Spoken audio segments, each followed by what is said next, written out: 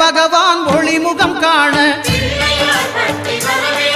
அங்கு கற்பக தருவின் நெற்றியில் மலரும் சூரிய பகவான் ஒளிமுகம் காண அங்கு கற்பக தருவின் நெற்றியில் மலரும்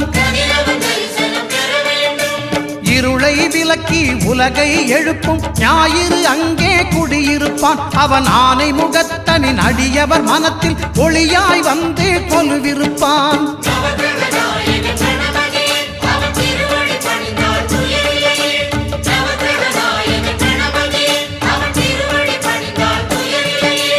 ஒன்பது கோளும் ஒன்றாய் காண அங்கு கற்பகம் என்னும் கடவுளின் மெய்யில்